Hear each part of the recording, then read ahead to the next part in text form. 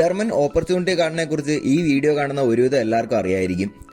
Skilled ആയിട്ടുള്ള ആളുകൾക്ക് ജർമ്മനിയിൽ വന്ന് ഒരു ജോലി കണ്ടുപിടിക്കാനും ഇവിടെ സെറ്റിൽ ആവാനും ഇവിടുത്തെ ഗവൺമെന്റ് തന്നെ കൊടുക്കുന്ന ഒരു പോയിന്റ് ബേസ്ഡ് സിസ്റ്റത്തിലുള്ള ഒരു വർക്ക് പെർമിറ്റ് ആണ് ഈ ഒരു ഓപ്പർച്യൂണിറ്റി കാർഡ്. എന്നാൽ ഈ ഒരു ഓപ്പർച്യൂണിറ്റി കാർഡ് എടുത്തു തരാം എന്നും പറഞ്ഞ് ഇന്ത്യയിൽ പ്രത്യേകിച്ച് കേരളത്തിൽ നടക്കുന്ന ഒരു സ്കാമിനെ കുറിച്ചാണ് ഞാൻ ഈ വീഡിയോയിൽ പറയാൻ പോകുന്നത്. ലാംഗ്വേജ്, എക്സ്പീരിയൻസ്, ഫണ്ട്, ഫിനാൻസ് തുടങ്ങി 7 കാറ്റഗറിയിൽ മിനിമം ഒരു 6 പോയിന്റെങ്കിലും ഉണ്ടെന്നുണ്ടെങ്കിൽ നിങ്ങൾ ഈ ഒരു വിസയ്ക്ക് അർഹനാണ്. പക്ഷെ പല ഏജൻസികളും നിങ്ങൾക്ക് തെറ്റായിട്ടുള്ള ഇൻഫർമേഷൻസ് ഒക്കെ തന്ന് നിങ്ങളുടെ നിന്ന് പൈസ വാങ്ങിക്കാനായിട്ട് ഒരുപാട് സ്കാംസ് യൂസ് ചെയ്യുന്നുണ്ട്. ഇതിൽ ഒന്നാമത്തെയാണ്, നിങ്ങൾ ഇത്തരത്തിലുള്ള ഈ ഒരു വിസയ്ക്ക് അപ്ലൈ ചെയ്യും, പക്ഷെ നിങ്ങൾക്ക് ഇതിനാവശ്യമായിട്ടുള്ള സ്കിൽസ് കാണത്തില്ല, അല്ലെങ്കിൽ ലാംഗ്വേജ് സർട്ടിഫിക്കറ്റ്സ് കാണത്തില്ല, അല്ലെങ്കിൽ മറ്റ് ഡോക്യുമെന്റ്സ് ഒന്നും കാണത്തില്ല.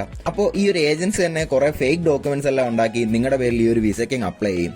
വിസയ്ക്ക് അപ്ലൈ ചെയ്യുന്ന മിക്ക ഏജൻസികളും നിങ്ങളുടെ ആദ്യമേ പൈസ വാങ്ങിക്കുകയും എന്നാൽ ലാസ്റ്റ് വരുമ്പോൾ നിങ്ങൾക്ക് ഈ ഒരു വിസ കിട്ടാതെ വരികയും ചെയ്യും. നിങ്ങൾക്ക് വിസ കിട്ടാത്തത് നിങ്ങളുടെ മാത്രം തെറ്റായിട്ട് ഈ ഏജൻസിക്കാർ നിങ്ങളെ പറഞ്ഞ് തെറ്റിദ്ധരിപ്പിക്കുകയും നിങ്ങളുടെ പൈസ പോവുകയും ചെയ്യും. എന്നാൽ ഇതിന്റെ പ്രശ്നം വരുന്നത്, നിങ്ങൾ ഇതിന് ശേഷം രണ്ടാമത് ഇങ്ങനെ ഒരു വിസയ്ക്ക് വേണ്ടി അപ്ലൈ ചെയ്യുന്ന സമയത്ത് അപ്പോഴും നിങ്ങളുടെ വിസ റിജക്ട് ചെയ്യും.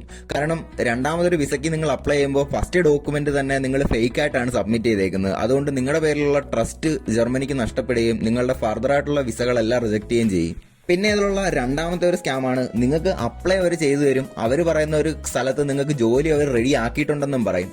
എല്ലാം കഴിയും, നിങ്ങൾക്കൊരു ഓപ്പർച്യൂണിറ്റി കാർഡ് കിട്ടും, ജർമ്മനിലേക്ക് കയറും. അതിനു മുമ്പിട്ട് തന്നെ ഏജൻസിക്ക് കൊടുക്കേണ്ട പൈസ എല്ലാം അവർ വാങ്ങിച്ചിരിക്കും.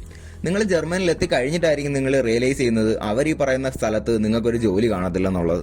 നല്ലൊരു ലാംഗ്വേജ് സ്കില്ലോ ഒന്നും ഇല്ലെങ്കിൽ പിന്നെ ഇവിടെ വന്ന് അവരുടെ അടുത്ത് തർക്കിക്കാനോ ഒന്നും പറ്റത്തില്ല. പിന്നെ അവസാനം തിരിച്ച് നാട്ടിൽ പോവുക എന്നുള്ളത് മാത്രമേ ഉള്ളൂ വഴി. നിങ്ങൾക്കൊരു ഓപ്പർച്യൂണിറ്റി കാർഡ് വേണമെന്നുണ്ടെങ്കിൽ നിങ്ങൾ അതിന്റെ പ്രോപ്പർ പ്രൊസീജിയറിൽ തന്നെ സ്വന്തമായിട്ട് അപ്ലൈ ചെയ്യുക, അല്ലെങ്കിൽ ട്രസ്റ്റഡ് ആയിട്ടുള്ള ഏജൻസിയെ മാത്രം സമീപിക്കുക. ഓപ്പർച്യൂണിറ്റി വിസ പ്രോസസിങ്ങിനെ കുറിച്ചുള്ള ഡീറ്റെയിൽ ആയിട്ടുള്ള വീഡിയോ ഞാൻ ഉടനെ ചെയ്യുന്നതായിരിക്കും. അപ്പൊ ഈ വീഡിയോ കാണുന്നവർക്ക് ഇങ്ങനെ എന്തെങ്കിലും എക്സ്പീരിയൻസ് ഏജൻസികളുടെ ഭാഗത്തുനിന്നോ എല്ലാം ഉണ്ടായിട്ടുണ്ടെങ്കിൽ അതൊന്ന് കമന്റ് ആയിട്ട് പറഞ്ഞാൽ ബാക്കിയുള്ളവർക്ക് യൂസ്ഫുൾ ആയിരിക്കും.